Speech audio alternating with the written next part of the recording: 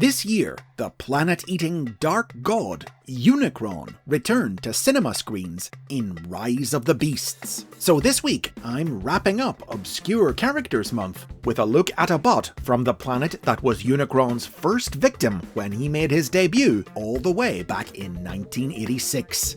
It's no mockery of justice, it's the Baiscs on Kranix. Kranix was an original character created by writer Ron Friedman and designed by artist Floro Dery for 1986's The Transformers the Movie. He was one of a race of robots from the planet Lithone, the world that, in the film's famous opening sequence, was devoured by Unicron. Kranix and his friend Arblus were the only ones to survive Lithone's destruction by fleeing in escape ships. They wound up on the planet Quintessa and were taken prisoner by the Quintessons, who put Arblus to trial and executed him by throwing him to their voracious servants, the Sharkticons. Kranix barely had time to tell his fellow prisoners, the Autobots Hot Rod and Cup, about the threat of Unicron before he was dragged away for his own trial, and like his friend, was torn to pieces by the Sharkticons.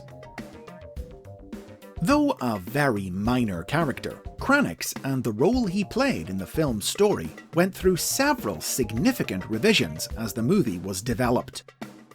As seen in the first draft of the script from 1984, Friedman initially conceived Kranix as a robot made of rock. Accordingly, he was originally named Granix, after granite, a kind of rock, while his world Lithone took its name from lithos, the ancient Greek word for stone.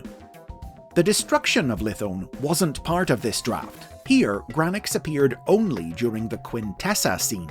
He identified himself as the rector of his world, who had come to Quintessa on an expedition, and he perished taking on the Sharkticons in a gladiatorial arena. It was when story editor Flint Dilley set about rewriting the film that Granix's role expanded, and the prologue featuring Lithone's destruction was added. During these rewrites, the idea of the Lithones being rock robots was abandoned, and they were reimagined as fully mechanical beings. Thus, Granix's name was changed to Kranix, and while no version of the script's ever been found to definitively prove it, it seems almost certain that Arblus began life as Marblus before his name was changed the same way. After the rock robot idea was scrapped, Dilley reinvented the Lithones as robots who could transform into spaceships. In this version of the script, Arblus died during Unicron's consumption of Lithone, while Kranix used his spacefaring alternate mode to escape the planet. Now, the Lithone's ability to transform also wound up being dropped for the finished film, but these spaceship forms weren't completely forgotten. They were included in Marvel's comic book adaptation of the movie, and in character profiles for the two Lithones published in Marvel's Transformers Universe Handbook, which also provided insight into their personalities not offered by the film. The profiles described Lithones as having an unusually high percentage of emotional circuits. For Arblus, this made him panicky and prone to jumping to the worst possible conclusions. But for Kranix, who was characterized as a chivalrous friar warrior, it gave his personality an unprecedented depth and complexity, more like that of a human being than a robot.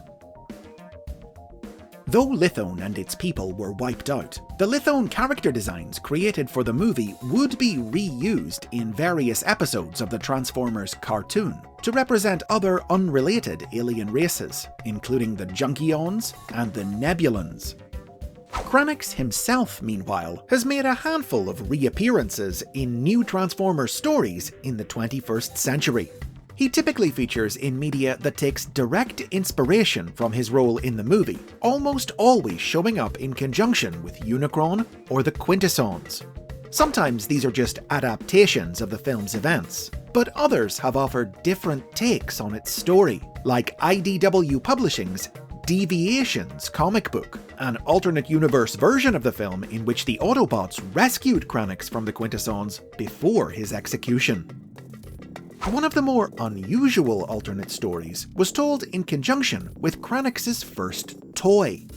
When the Unicron toy from 2002's Transformers Armada was re-released in 2011, his Minicon partner Dead End, who transformed into a moon for his planet mode, was oddly recolored and renamed Kranix.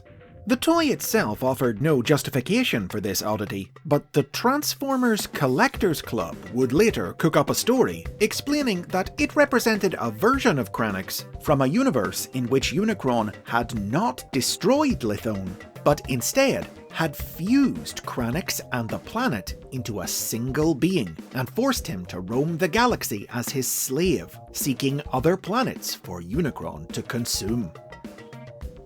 The 2014 video game, Rise of the Dark Spark, took a fresh approach to Kranix, depicting him not as a Lithone, but as a transformer from Cybertron. The game named him as one of the Patterners, an ancient group of Cybertronian scientists and philosophers, whose mind was briefly controlled by the depraved scientist Baiscs, using the mystical power of the evil Dark Spark. The idea of Kranix as an ancient Cybertronian and a contemporary of Baiscs would also be featured in the 2015 video game Devastation. Collectible text logs explained that in this continuity, Kranix and Baiscs were both part of the crew of the spaceship Proudstar, which left Cybertron long ago to colonize uninhabited planets, including the world that would become Lithone. However, an encounter with Unicron infected the crew's minds with evil, warping their mission and driving them to colonize inhabited worlds. Kranix was the only one to escape Unicron's evil infection, and he determined to stop the others by crashing the Proudstar on Earth. As the ship went down, Kranix fled in an escape craft and returned to live on Lithone, thereby bringing this version of his story in line with the movie. Most recently, in 2020, a small figurine of Kranix was released in the War for Cybertron trilogy toy line, in a special box set with Quintesson and Sharkticon toys, recreating his trial from the movie. Though small, it's the most accurate toy of this obscure character yet released. Though, given that in 2024, the Studio Series toy line is set to begin releasing figures based on concept art for characters and ideas that didn't make it to the screen, you do have to wonder if a true, full-size transforming Kranix toy with his abandoned spaceship mode could be possible in the future. And those are the basics on Kranix, our final entry in Obscure Characters Month 2023.